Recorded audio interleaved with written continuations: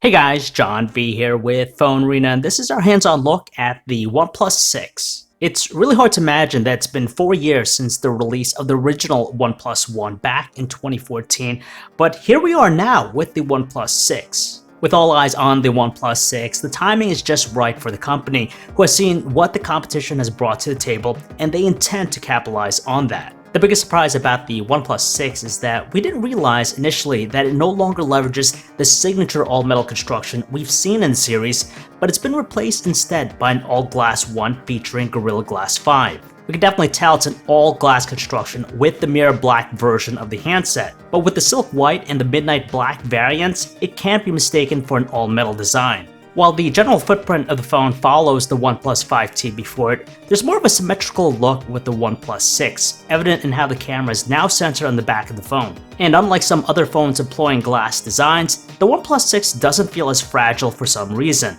maybe because of the serious weight behind it. Who knows, but it certainly feels incredibly well built. Between the 3 color options that will be made available, we really like the midnight black, especially how the rear back panel kinda shimmers in this S-shaped pattern when light hits it at different angles. And yes, we're happy to see that they've kept the headphone jack. Before we get into the notch, let's talk about the specs of the display. Here with the OnePlus 6, it's accompanied with a 6.28-inch 1080 by 2280 full optic OLED display. It's very pleasing to the eyes with its vibrant colors and wide viewing angles. And sure, it doesn't match the Quad HD Plus resolutions we find in other flagships, but in all fairness, the OnePlus 6's display is more than detailed when you look at it from a normal distance. Going back to the notch, it's narrower than what's found with the iPhone X, and very similar in width to the recent LG G7 ThinQ. By now, some people view this notch as a pervasive aesthetic amongst the flagship range, but we're not terribly annoyed by it here because it's not as distracting. However, we're told that there won't be an option to mask the notch when it's released, but a future update will allow users to eventually do it. Besides stock Android, there are a few custom experiences that are praised by critics and consumers. Lucky for OnePlus, its Oxygen OS has been largely favorable, as it doesn't try to overwhelm the traditional experience with unnecessary or redundant stuff. And with the most up-to-date iteration running here on the OnePlus 6, we can safely say that it continues with the same tasteful strategy. Now, there are a bunch of new gestures that the Oxygen OS employs with its custom Android experience. It's kind of similar to what we're going to see with Android P, because now there isn't really a home button. You could actually swipe up from the bottom of the display to get back to the home screen anytime. And if you hold it, you're going to get to that recent apps menu. And if you want to do the back function, all you got to do is swipe up from either the left or right corners. And the phone runs really fast, thanks to the combination of the Qualcomm Snapdragon 845 chip and the Oxygen OS. It has either 6 or 8 GB of RAM, and it comes in either 64, 128, or 256 GB capacities. Unfortunately, we still don't have a micro SD card slot. It's something we saw already with the OnePlus 5T, but the OnePlus 6 features also a dual camera setup.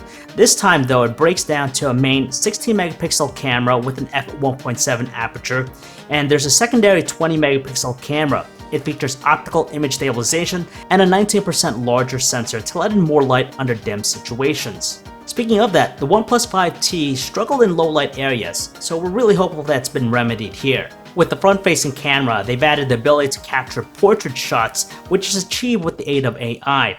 And finally, over on the video side, you'll have stabilization with 4K capture and a new slow motion mode that captures footage in HD quality. The battery in here is the same as before on the OnePlus 5T, so that's a 3300 mAh cell. We're hoping it's going to deliver better results considering the optimizations with the software and the newer Snapdragon 845 chip. Now that they've ditched the all-metal designs, you would think with an all-glass one they would finally bring wireless charging, but that's not the case here. You don't have it. That's because OnePlus is confident in its dash charging technology, just because you could get close to an entire day of usage with only a half hour of charging. The OnePlus 6 continues to be a flagship killer of sorts, not only for the fact that it's packed to the brim with all the latest cutting-edge hardware out there, but it continues to undercut the competition with its price. It starts at $529 with the base model of the mirror black version. That's an increase of $30 over the OnePlus 5T. Now, nitpickers might see this slight increase as an alarming move given how it's been increasing in price since the original model. Despite that, when we consider what it's competing in the space right now, one that's usually occupied by flagships easily in the $700 and up range, the $529 cost of the OnePlus 6 is still a substantial amount of savings. And that is it for our video, guys. I hope you like it. If you want to learn more about the OnePlus 6, you can check out our website, PhoneArena.com. This is John V, signing off.